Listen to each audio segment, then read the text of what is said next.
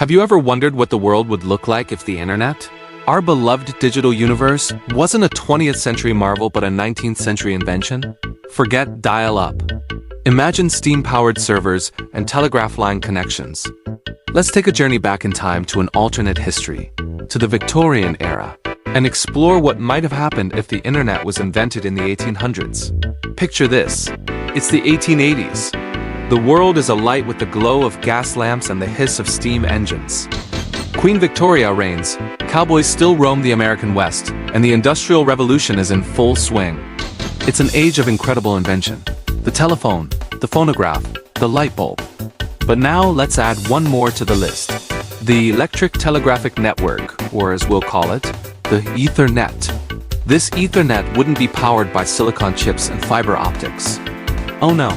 Its heart would be a colossal, room-sized machine, a difference engine or analytical engine, as envisioned by the real-life computer pioneer, Charles Babbage. Imagine these massive contraptions of brass gears and clicking levers, whirring away in the basements of universities and government buildings, processing information with the rhythmic clatter of 1,000 tiny hammers.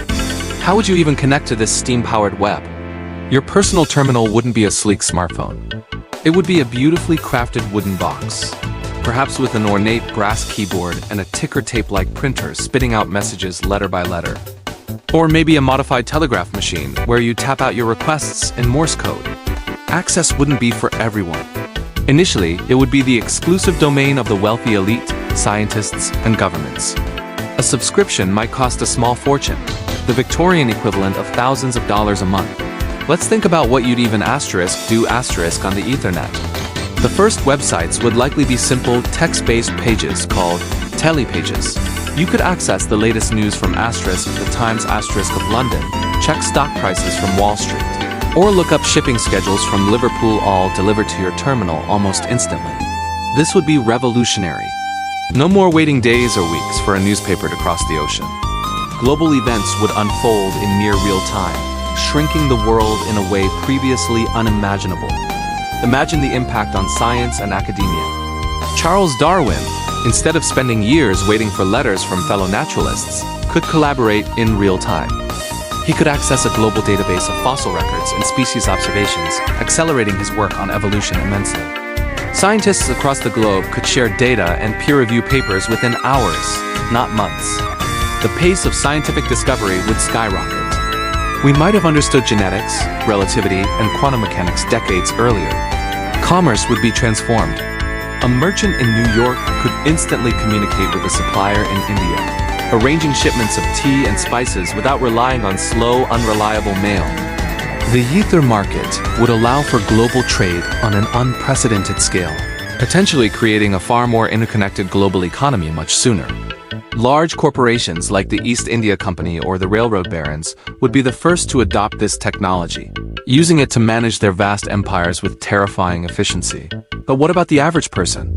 Over time, as the technology became cheaper, perhaps with the invention of smaller, more efficient logic engines, public access points might appear. Picture a tele-station in your local town, next to the post office. For a few pennies, you could send an e-gram, an electronic telegram, to a loved one across the country. It would arrive in minutes, a magical feat compared to the weeks it might take a letter. Social life would evolve in fascinating ways. Instead of formal calling cards, the upper classes might exchange their ether addresses. Online forums, or discussion salons, would spring up, where gentlemen and, perhaps daringly, ladies could debate politics, literature, and philosophy under pseudonyms. Imagine Oscar Wilde trading witty remarks on a public message board, or Arthur Conan Doyle testing out Sherlock Holmes plot points with an anonymous online audience. Would online personas be born, allowing people to escape the rigid social strictures of the Victorian era? It seems almost certain. Of course, this Victorian internet would have a darker side. Information piracy would be a major concern. Without modern encryption, government secrets and corporate data would be vulnerable to digital highwaymen or etherjacks. Imagine spies intercepting military commands sent over telegraph lines, or rivals stealing industrial blueprints from a competing factory's server. A new kind of espionage would be born. Misinformation, what we now call fake news, would be rampant. Sensationalist stories and unfounded rumors could spread across the globe like wildfire. potentially causing stock market crashes, public panic, or even diplomatic crises. Governments would quickly realize the power of this new medium and would rush to control and censor it. Propaganda could be disseminated with frightening speed and effectiveness. Imagine the political cartoons of the era, now animated and distributed globally in an instant. The very nature of society would be questioned. Would this new technology break down class barriers or reinforce them? Initially, it would certainly widen the gap between the information-rich and the information-poor. But as access expanded, it could also empower social movements. Suffragettes could organize protests across the country. Labor unions could coordinate strikes on a national scale. The Ethernet would become a new battleground for ideas and social change. Let's consider the impact on global politics and warfare. The scramble for Africa might have been conducted not just with guns and ships, but with information warfare. Colonial powers could manage their territories with a digital iron fist. Military strategy would change overnight. Generals could receive real-time battlefield updates and issue commands instantly, making warfare faster, more coordinated, and potentially far more deadly. The idea of a world war might have occurred sooner, fought not just in trenches but in the digital ether. And what about culture? The first online libraries would digitize classic literature, making it available to anyone with a connection. New art forms would emerge. Perhaps kinetic poetry, where words would appear and disappear on the screen, or simple pixelated art generated by the analytical engines. The phonograph was also an invention of this era. Imagine combining it with the Ethernet. You could potentially download and listen to the latest opera from Milan or a symphony from Vienna, right in your own parlor. This would be the birth of digital media streaming, Victorian style. However, the rapid acceleration of technology might also bring about social anxieties. People might fear the loss of traditional skills and human connection. There would be moral panics about the dangers of the Ethernet, its potential to corrupt the youth, spread radical ideas, and detach people from the real world. Sound familiar? These are the same debates we're having today. By the dawn of the 20th century, this alternate world would be a very different place. Cities might be smarter, managed by central computing engines. The global economy would be deeply intertwined.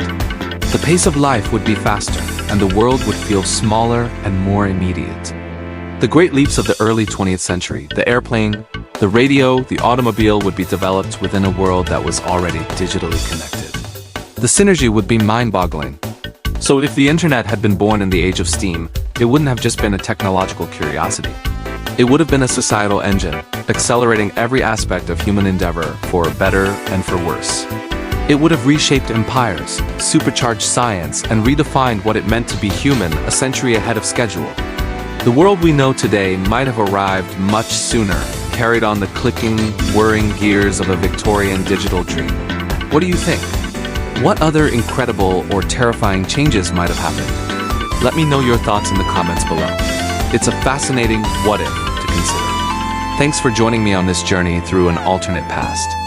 If you enjoyed this trip through time, don't forget to like this video, subscribe for more explorations of history and science, and hit that notification bell so you never miss an episode. Until next time, stay curious.